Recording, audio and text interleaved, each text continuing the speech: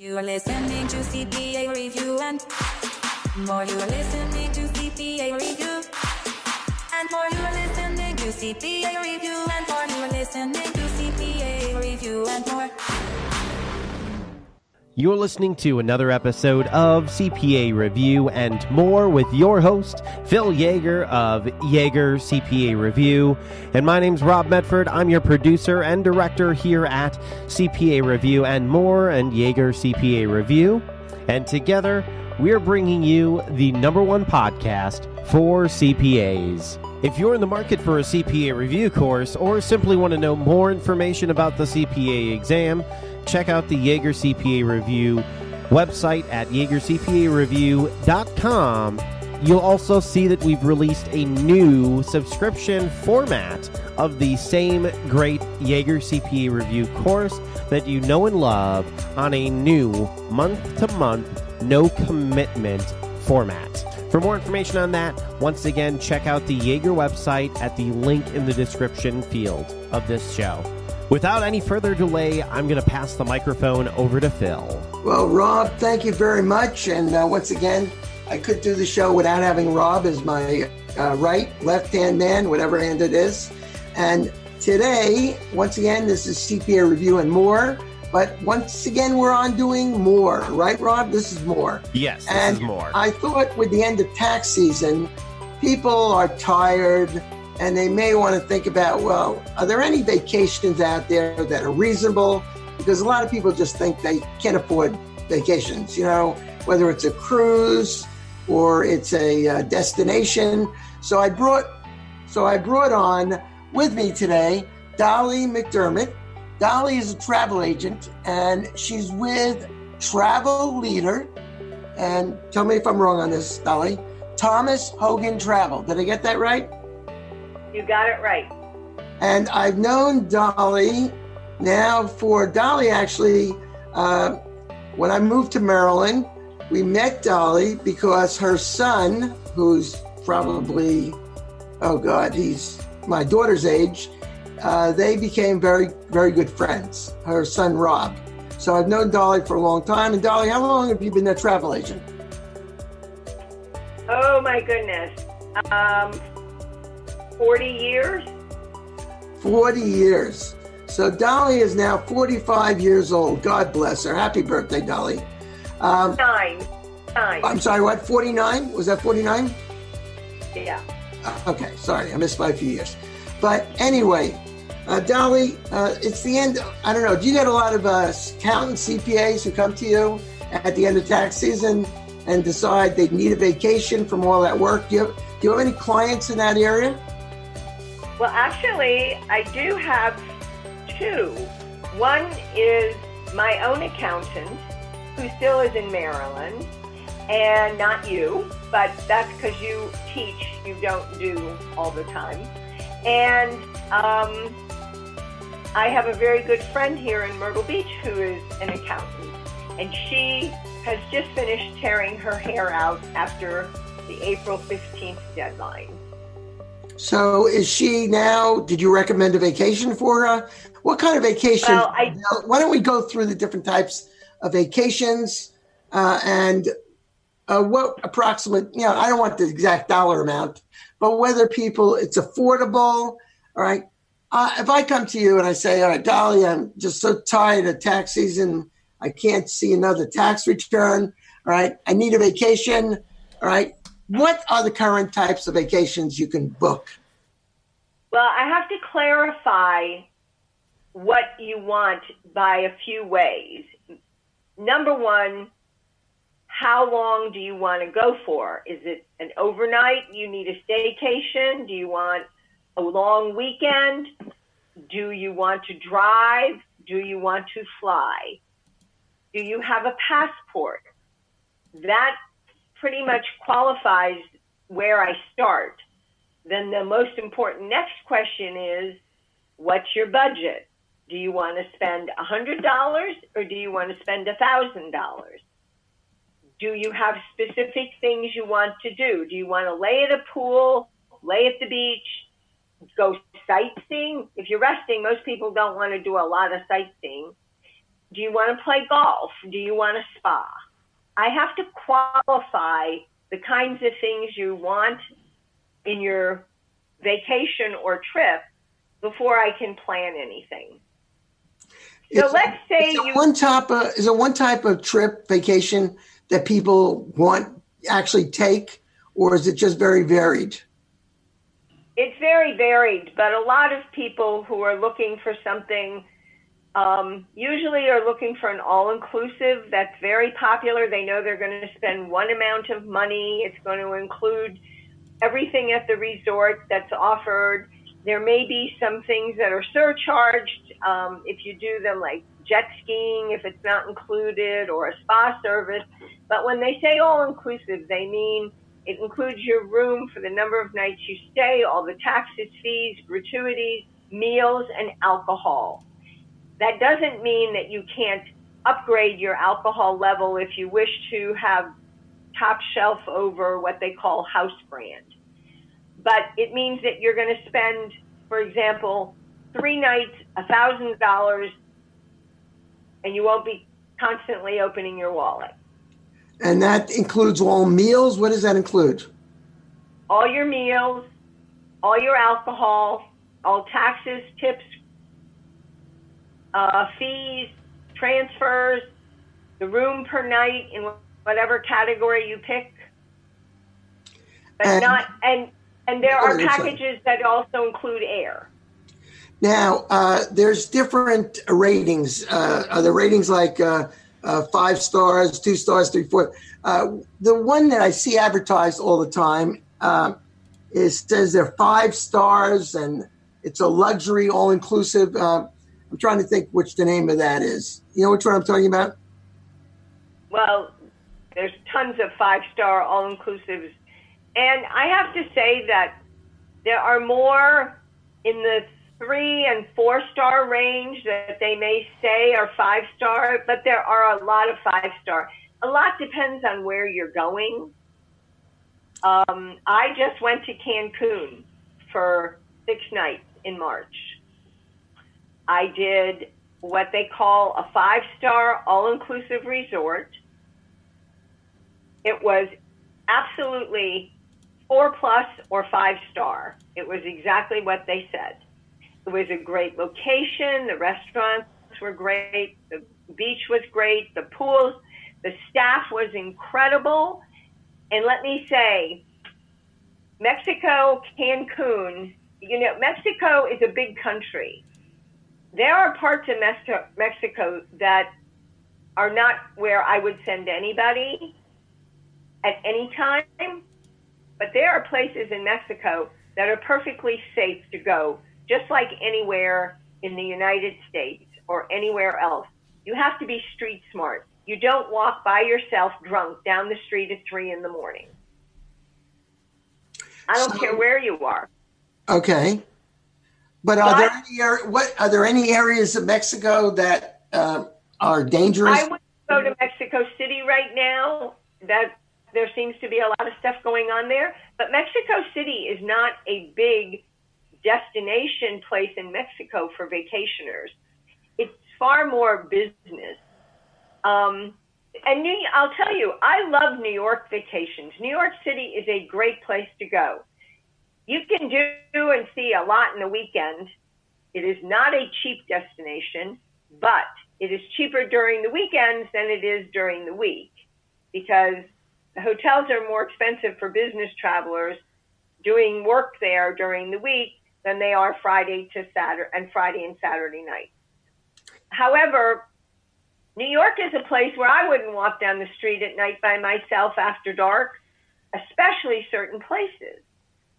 So it's common sense about, keeping yourself safe. What does it cost to go? If I want to go to New York, I guess it would be a Friday night, Saturday night. Now, does that include also tickets to a Broadway show if you wanted to include it in your package? You can do packages that include a Broadway show. The big difference is if it includes the Broadway show, it may be specific seating, and it might not be the seating you want. And some of the packages do allow you to upgrade the seat, but some do not. There are some excellent wholesalers for tickets to shows.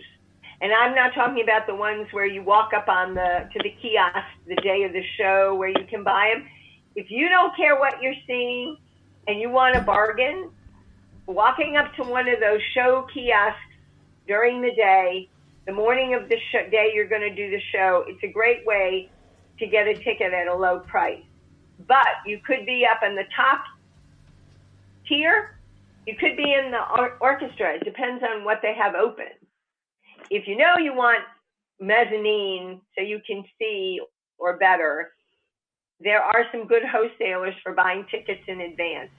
You buy the cost of the ticket, you usually pay them a ticket fee on top of it, maybe $15. But if you're spending $150 on a ticket to see a show, to get the right seat is $15 isn't really a lot more.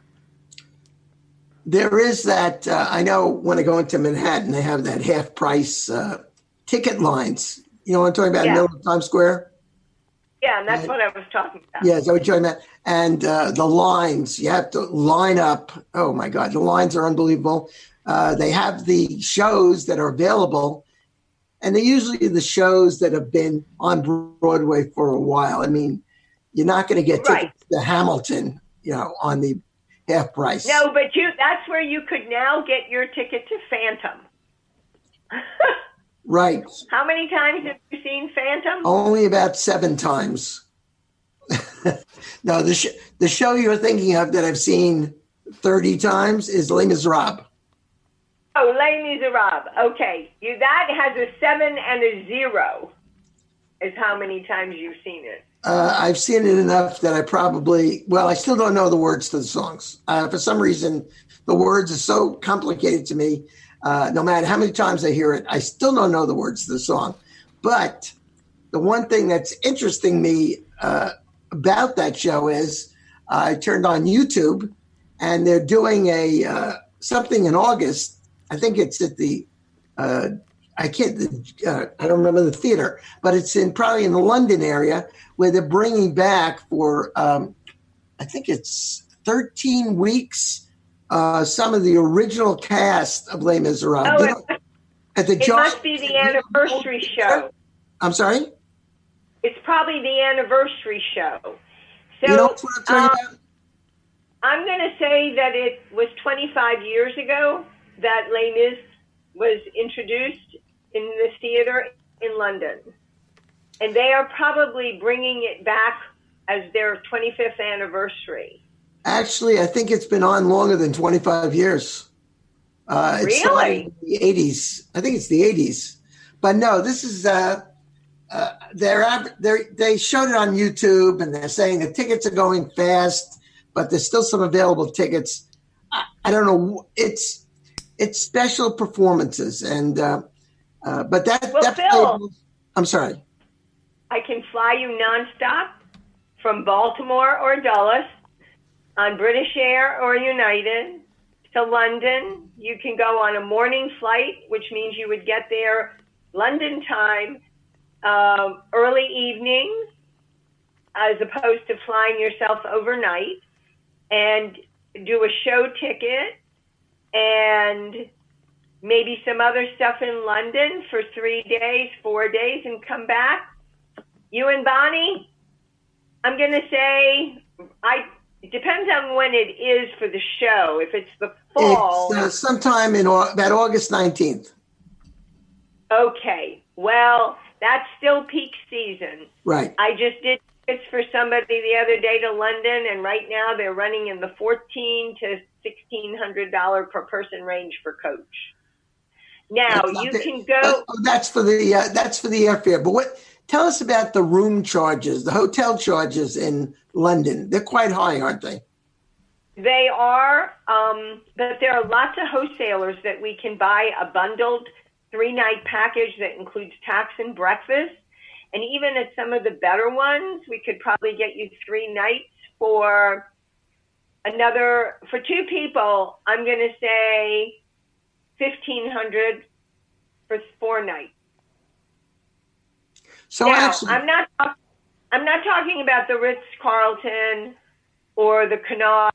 I'm talking about absolutely perfectly leveled hotels like maybe a Marriott level. And that's just to give them an example of there's nothing wrong with a Marriott, and they're in great locations, but that would include everything. now for the summer coming up, are more people staying in the States, like going to California, versus, or they're traveling to Europe? Where are most of the people? Well, I guess it depends upon the currency of the euro, right?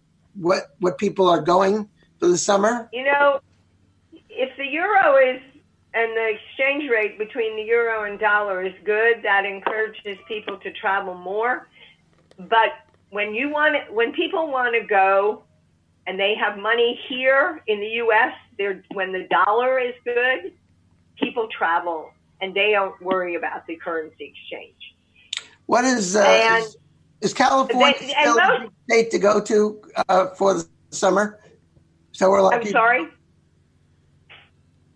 I didn't hear what you said. My question is, where do people travel in the United States mostly during the summer? Do they go mostly to California? Do they go to the different state parks throughout the United States? What kind of vacation do you put? If someone wants to go travel for, say, 2 weeks and stay in the United States because they don't like to leave the United States, what's some good destinations? Like California? Can you give me some examples? Is it going to be a family vacation with children or just two adults? Yeah, let's say you have a family, 2 children. Maybe they're 8, 9, 10. That's 3 children, but 9 and 10. What would be a good vacation for that? You remember, the parents really can't just take off and enjoy themselves. I guess they could. But what type of vacation would you recommend? And what would be the cost approximately for that type of thing? Okay, well, first let me say that summer months are peak season for family travel. So, of course, that means that what might cost $100 in May might be $125 or $35 in July. So, if you want a family vacation and you're not flying because you want to save the money, going to the beach is not necessarily the best vacation because the beaches are expensive, but going to the mountains would be great. So you could go into a mountain area not far from you. If you're in Myrtle Beach area, you could go to Boone, North Carolina. It's about a 4 or 5 hour drive. There are great resorts up there. There's some whitewater rafting. There's fishing. There is sit at the pool and sit at the river, kind of basking around. There's hiking. But if you are looking for a beach vacation, you're going to end up spending a little more because it's prime time for beach. But I can tell you this, you will spend twice as much at a Maryland or New Jersey beach as you will at a North Carolina or South Carolina beach. And that's because North and South Carolina is less expensive for the same thing that you get in Maryland or the New England area. Now, New England is another great summer vacation. It is not high heat, but it does have beaches and lakes and rivers. It does have hiking, sightseeing, all kinds of history. Bar Harbor, an incredible place to go. And most of those places you can fly to Boston and rent a car and drive, or you can drive. A lot depends on driving as to where you are and what's going to be within a reasonable drive. If you're taking 2 kids in a car, you don't want to spend more than 6 or 8 hours or make yourself crazy. Although movies in the cars help these days to make it better. Well, I'm going to hold on 1 second. I have to close my door. The lawnmower guy is outside. Hold on. All right. Actually, we went to Bar Harbor probably about 5, 6 times, and it is the the national park in Bar Harbor is Acadia National Park. And Yep. And they have in there a restaurant called Jordan's Pond House. And they have the best, what are those things called again? Bonnie would know the answer. But you sit outside on the lawn. They have this most delicious lemonade, and you can hike around that. That used to be, I think that was the estate of the Rockefellers, wasn't it? Well, that might have been one of them, but Arcadia National Park has an incredible hiking and biking and driving tour to it. And you can go up, they have a tour that goes up there for sunrise in the morning. Yes, I remember that.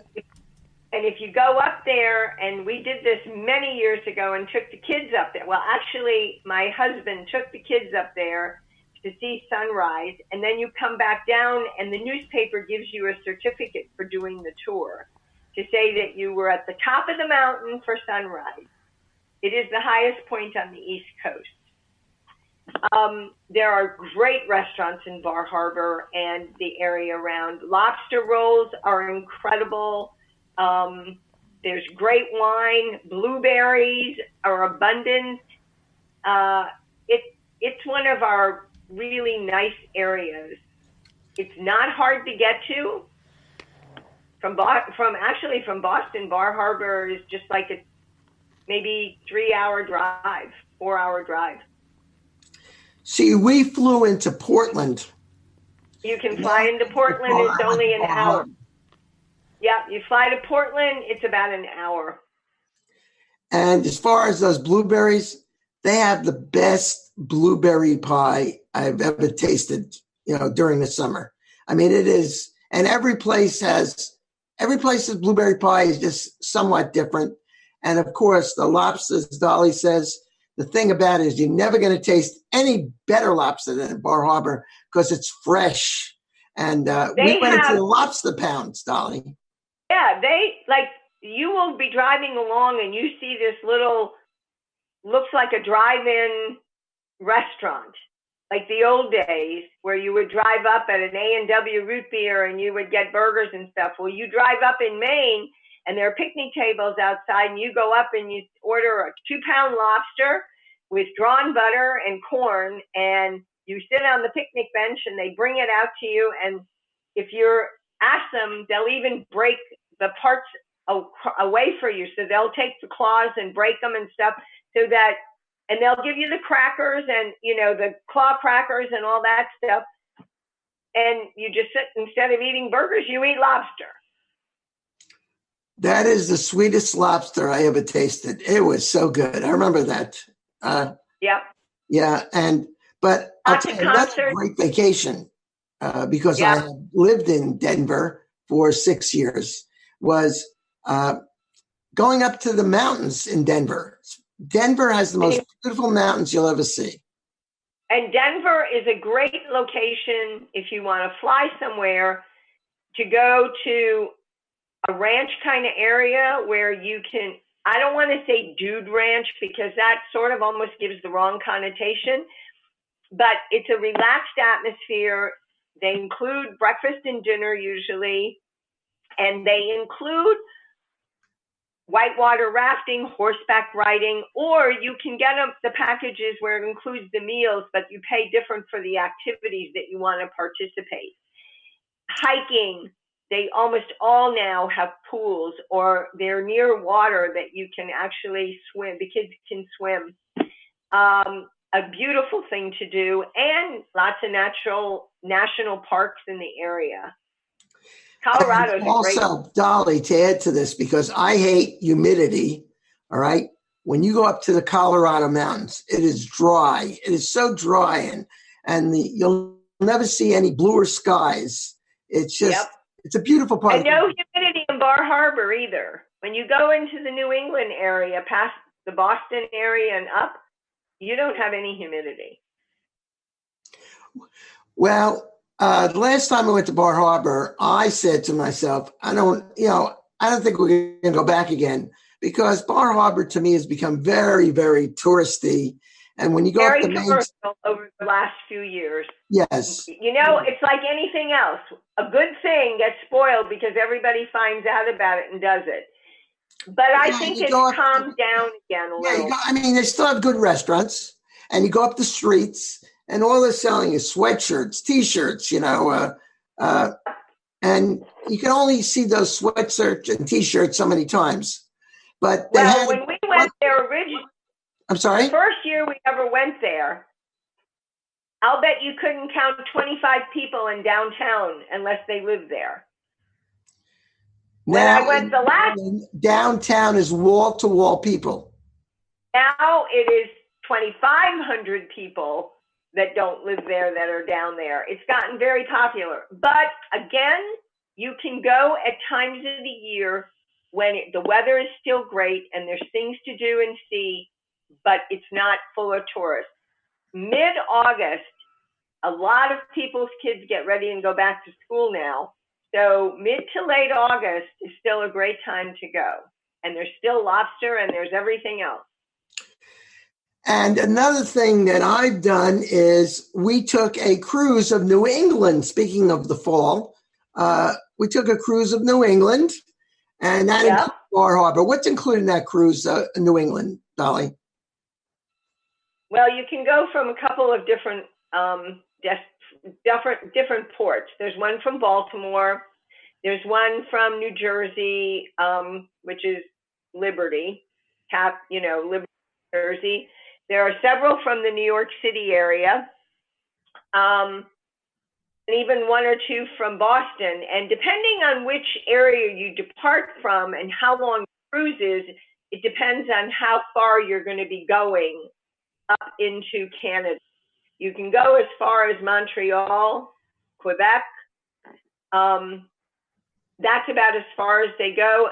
Sometimes, if it's a round trip 7-day, they may go into past Boston into Nova Scotia a little bit and come back down. If it's from New York, you can go a little further one way. I love the New England cruise. They're usually in the fall, the most important time because of the leaves and the changing of the season. That's the best time to go. They are not bargains, meaning they are still new enough that it's not like a Caribbean cruise where there's 100 of them to pick from. There's usually a limited number of them, and they are still in great demand. And are they reasonably priced, or are they very expensive? I would not call them inexpensive. I think that there are bargains to be had out there. A lot of people think that if you wait till the last minute, you're going to get a bargain. And that's true. You might end up, if you book something 2 weeks before or 30 days before, you might get a bargain because anybody who's booked in advance, their final payment is due usually 45 days before the event, before the cruise leaves. Well, within 45 days, the cruise line is going to say, oh, look, we have 30 cabins. Let's put them on sale. Well, those 30 cabins might be on each deck, the 5 cabins at the very front of the ship. Well, when you're not in an ocean and you're down cruising in a calm area, the front of the ship might not matter. But if you're in an ocean cruising and there's any rough weather, the first thing that goes into the water is the front of the ship. And that means that you feel the most motion in the front. And everyone gets seasick? Is that the way it works? Well, it depends on who you are. If it's me, I will never take a cabin in the front of the ship because, yes, I would be sick. But if it's people who sail all the time and have no problem with motion, they don't mind it. The other thing is you may not get a balcony. You may end up with a window or a smaller window. When you do that within the 45 days, you're basically getting a choice of what's left. Now, they also may do what they call a guaranteed category, which means you pay for an outside cabin, whatever the lowest price is, and they're going to guarantee that you get an outside cabin. They don't tell you where on the ship. It'll be somewhere on the ship. You never get less than what you pay for. You always get higher in the same category, but on a rare occasion, they may not have an outside cabin to put you in, and they have to switch you to a balcony. That is unusual. It happens. It's happened to you, but it's not the norm. You usually are placed within the category you buy, because what they do is they send a note to all those outside cabin people and say, we'd love to upgrade you to a balcony because you paid for an outside, and they paid full price. So they're going to upgrade them first so they can move you in your cheaper price to the outside. But does it really make a difference on the room? Because most people say they're not going on a cruise to stay in the room. If you have a small cabin, size of the cabin, unless you go to a mini suite or a suite, the size of the cabins are almost always the same, whether you're inside, outside, or balcony. Now, the balcony gives you the door to walk out. Some balconies are very small. They don't even have chairs out there, but you can stand out there. Some cabins, they're French balconies. They are doors that open just like a balcony, but you actually don't walk out. It's just a French balcony. You look out. An outside cabin could be a picture window. It could be a porthole. It could be a half picture window. An inside means it's inside. There are no windows that look outside. There are some insides that may have windows that look out into the ship, like to the main part, to the middle of the ship. But that doesn't look outside, so it's still called an inside. But Dolly, once again, if you took the cheapest room, all right, yeah, well, you're still entitled to the same most cases same facilities as someone who has a larger room. Isn't that correct? Absolutely. It does not matter if you paid $500 or $5,000. You get the same restaurants, you get the same alcohol, you get the same entertainment, the same pool, the same shore excursions offered to you.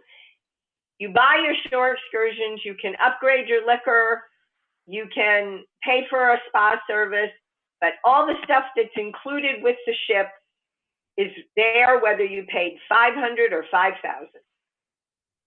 Now, Rob is from the Midwest, Wisconsin. Milwaukee. Yeah. God, does he have green blood? Is it? I'm sorry, what was that? It's pretty much green. Okay, Rob, I'm from Wisconsin. It's actually very ironic, the number of people that I've met here on the East Coast that are from the Wisconsin area or you're around the Midwest. I was born in Milwaukee, raised in Wauwatosa, and moved to the Maryland area when I was 14 because my dad got a contract with the government. But my blood is green all my life. Always has been, always will be. Dolly, it's something about Wisconsin. I have a little red. Dolly, I any have a exciting little vacations in Wisconsin? What? Any exciting vacations in Wisconsin? Oh, you can go to well, first of all, you can go to Green Bay. It's fabulous. And secondly, you can go to the Wisconsin Dells. If you've never been to Wisconsin and you want to go into the lakes and lake area of Wisconsin, which is beautiful, you can go fishing, you can get a cabin, you can be in a little town. In the old days, the Wisconsin Dells was just a gorgeous little town area. It's, again, gotten, like Bar Harbor, much more touristy. But, yes, there's lots to do in Wisconsin. Yeah, and you can go to an Indian thing at night, and they have they'll do the whole Indian dance and tribal thing, because there are still Indians in Wisconsin. Yeah.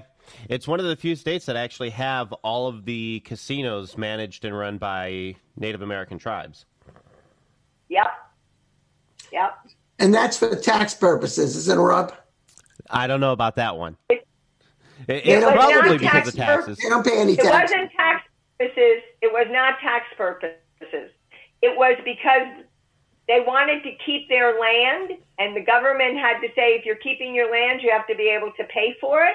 And they said, well, what are you going to do to help us pay for it? That's right. But are they taxed? I don't know if they're taxed. Pretty sure they are because up in Connecticut. Well, the casinos aren't on a reservation. They're generally in like the heart of the city. Like Potawatomi Casino in Milwaukee, it's huge. You can see that from anywhere in Milwaukee. That is not Indian reservation. Right. So are you actually Cherokee, Rob? I'm sorry. I'm actually a little bit of Choctaw. You're a little what? Choctaw. Really? Mm-hmm. Are you kidding me? Dead serious. Serious as a heart attack. Now, when do you actually talk? Was it Choctaw? Choctaw, I don't speak the language. I'm actually so little blood I can't receive anything from the tribal councils either. I'm only 1/64th. You have to be at least, I think it's 1/16th for Choctaw. Any demand for translators of that language? Most Native American tribes that I've ever come in contact with, they all speak English. That's interesting. All right. By the way, I did take a tour of, I started in Spokane, Washington, and it went through Nebraska. It was called a Talk Tour. It was a bus tour. Oh, Talk. Yes. Yep. It's an excellent company. Yeah, and it was, the only problem was the average age at that time was 98. Okay. Well, you'd fit right in, Phil. At the time that you took that trip, you were 40. Now, if you took it, they'd all be the same age as you. But they wouldn't look half as good, Phil. That's right. That's right. No, it was sad because, and I'm not making fun of this. I remember we actually went on the Salmon River. I remember that trip. Yeah, and the problem was I was one of the few people who get into the boat. Whatever. You met that one nice couple on that trip that you guys stayed friends with for the longest time. Yeah, and we lost contact with them. And that's true. You do meet. I think these trips are nice. They're like these Talk tours, even the cruise ships. You get to meet people. You may never see them again, but you get to meet them. And look at me, and you still see me. I still see Dolly, but we didn't meet you on a cruise ship, Dolly. You do pick and choose seeing me, though. All right, let me tell you something else about Wisconsin. Wisconsin is the home of an incredibly great vacation place for families. It started in Wisconsin. It is now in several other places, and it is called Great Wolf Lodge. Yep. One of them originated in Noah's Great Wolf in Wisconsin Dells. Yes. So Great Wolf Lodge, there is one in Williamsburg. There's one outside of Charlotte. If you have a family with small kids and you want to take them to have something fun, and you get one huge room, and the cost of the room includes the tickets to the water park. It's an indoor water park, so in the wintertime, it's a great thing to do. It's a great thing for families to do. It's a wonderful Christmas gift to give. As a grandparent, you give it to the kids and the family to do it. They have restaurants there, but your room can include, if you get the right kind of room, a full kitchen area. I take my kids. We take food with us for the first night, and then the second night we order all the food with us for the restaurant. We stayed 2 nights. My kids love it. My 18-year-old is saying to me this last weekend, Kellen, who's going to be 18, Phil. Amazing. 18. Said to me, Yaya, you haven't taken Remy on a Great Wolf Lodge trip. Maybe we should do that. Now, Remy is the 3-year-old grandson. So I guess I'll be planning that for this year. I have to do it while I can still afford to do it. Well, Dolly, I have to tell you, my favorite trip, and I'd like to share this with everyone. This is when I was young and daring. it was a full day. Half of the day you rode on horses, and then the second half of the day we went on a whitewater rafting. Okay, You did this? Did I ever tell you they did this? It was a lot of fun.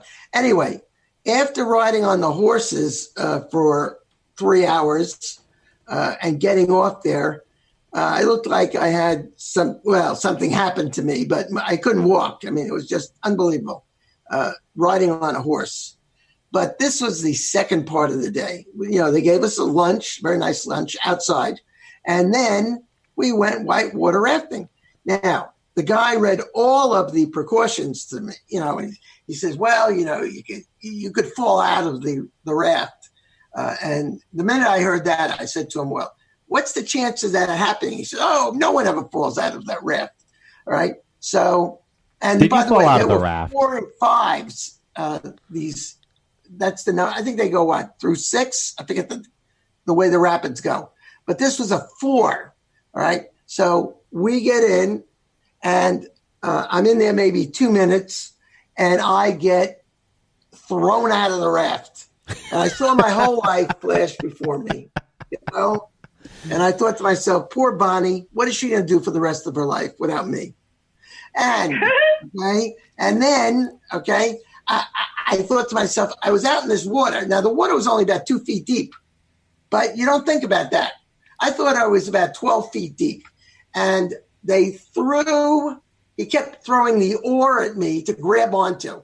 Well, eventually this guy picked me up. And by the way, I'm no lightweight. He picked me up and, threw me over his shoulders into the raft. And I said, boy, that was really fun. That was really, I would do this again.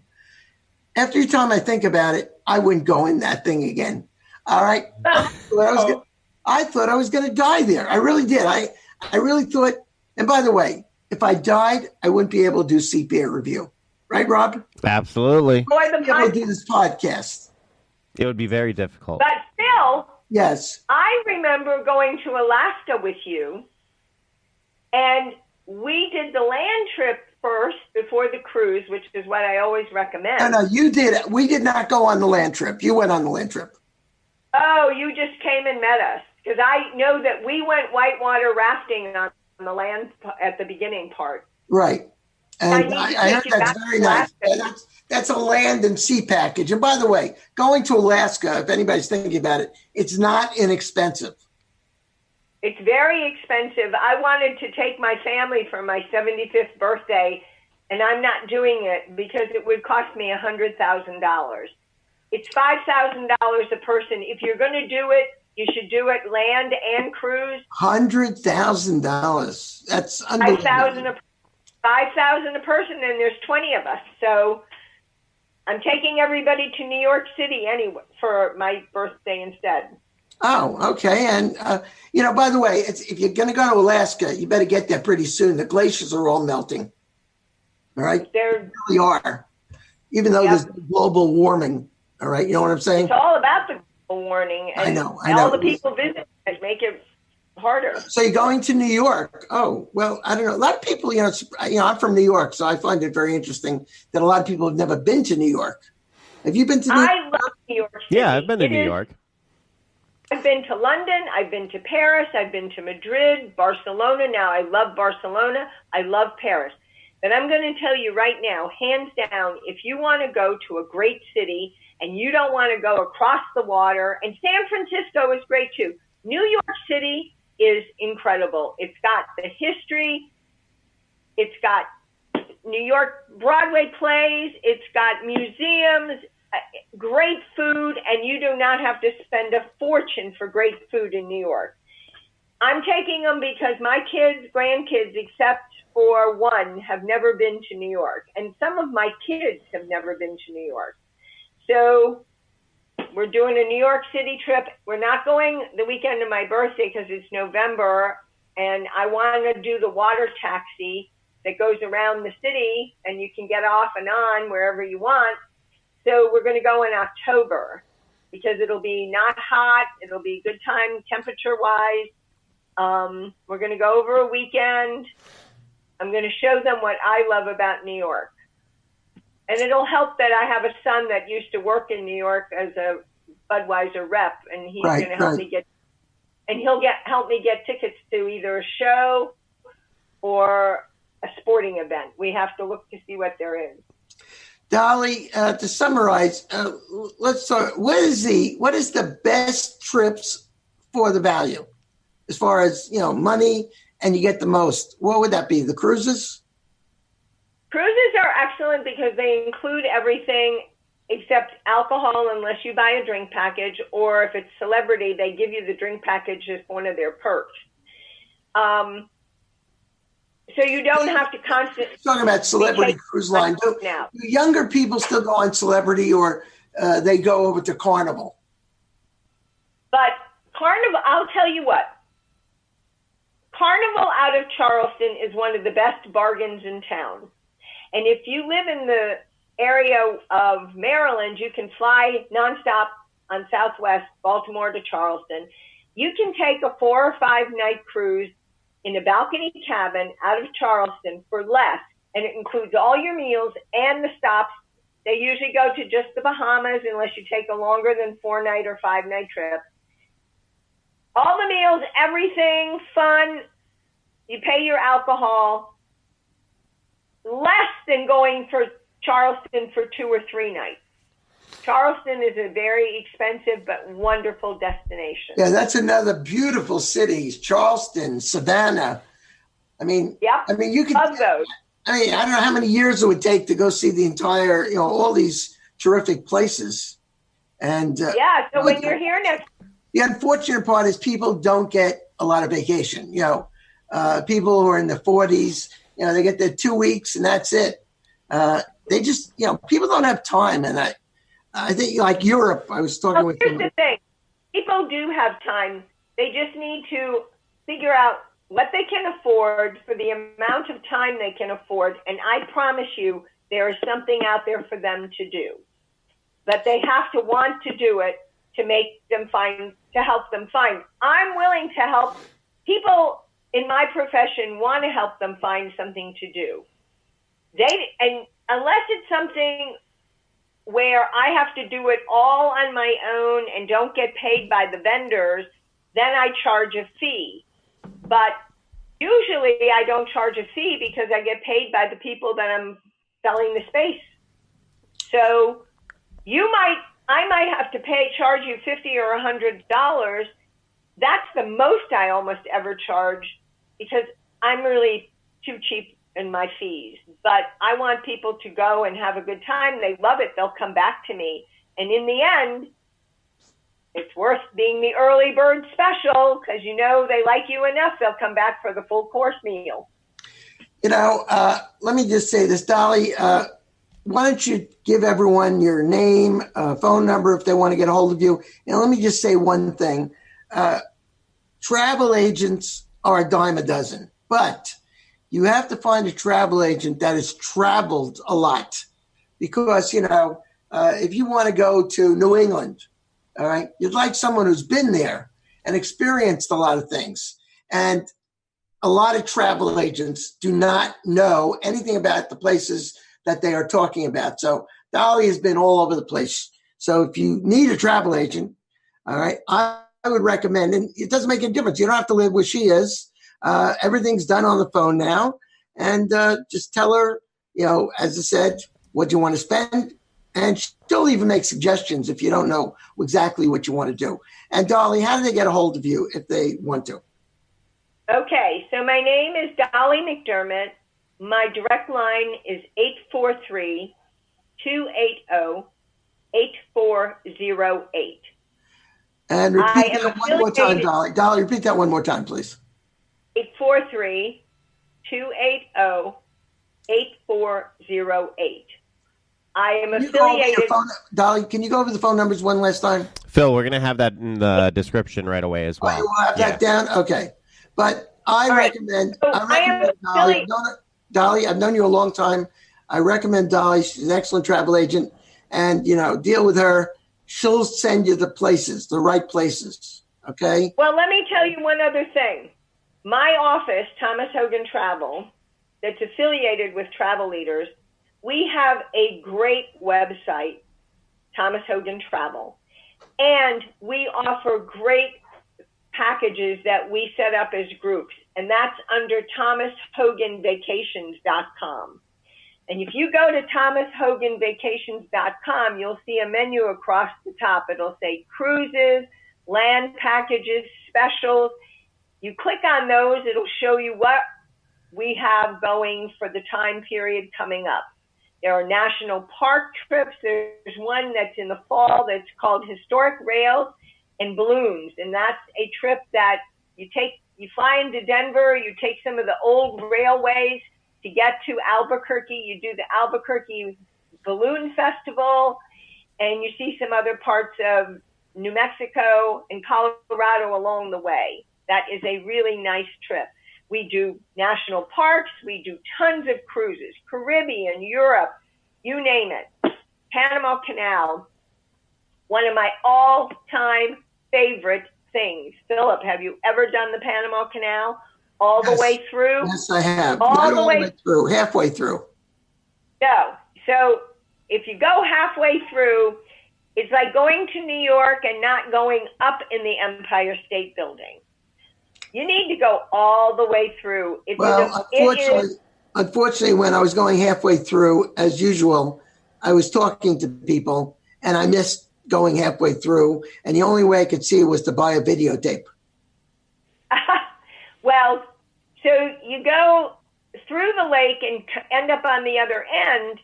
It's still one of the wonders of the world that over 100 years ago, they started pulling ships through these small, narrow canals by mules. And they still do it the exact same way, except the mules now are electronic, robotic.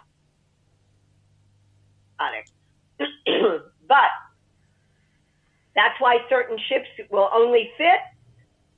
And that's how you can get from one ocean to another ocean, from one end, the Atlantic, to the Pacific.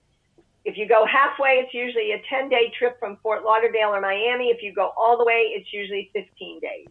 That was a terrific cruise. I really recommend it. Yep. I have to say goodnight now. All right. Well, thank you, Dolly. Thank you very much. And I'm sure everyone got a lot of information from you. And once again, Dolly's phone number will be on the site someplace, Rob? Yep, in the description of the podcast. And I know we went over a lot in a short time, but you can still call her up. She loves to talk to people, Dolly. So, Dolly, thank you very much for your time. And Dolly is on her way to a luncheon, correct, Dolly? I am. I have to go to a meeting at noon. Okay, well, enjoy your lunch. Thanks again, Dolly. And I'm sure I'll see you soon. Everyone, this is Phil Yeager, and I do hope this is a little different. This has nothing to do with accounting. And, I got this idea with the travel agency because when I used to do the video call-in, I did a video call-in from Denver, I had travel agents come in and talk about trips because, once again, it was going from the spring to the winter, and they just wanted places to go. And there was people were happy to hear travel agents talk about exotic places. So it went over, people really liked it. I did it a couple times. So once again, instead of just going over accounting, I'm trying to pick areas that might be of interest to you. I realize not all of them are going to be of interest to you. Some will. But once again, I can only tell if you actually contact us and you say, we'd like to hear a webcast. No, it's a podcast. A podcast on this subject. All right. We're trying to cater to you. We want you to enjoy listening to these. All right. So anyway, I want to thank Rob again, and I'm going to let Rob take us out. Once again, I'd like to thank you for being the best part of CPA Review and More with your host, Phil Yeager of Yeager CPA Review. Again, my name's Rob Medford. I'm your producer and director here at CPA Review and More and Yeager CPA Review. If you have any questions, comments, or topics you'd like to hear about on the podcast, we want to hear from you. Send me an email to podcast@jaegercpareview.com. That email will be in the description bar below. If you're in the market for a CPA review course or simply want to know more about the CPA exam, check out jaegercpareview.com and you can learn more about our new subscription format. Again, if you're in the market for a CPA review course, Jaeger now offers a month-to-month subscription format of their CPA review product with a no long-term commitment, so you can check it out, take your exams, and then when you're done, simply cancel your subscription or keep it rolling if you want continued access to the course material.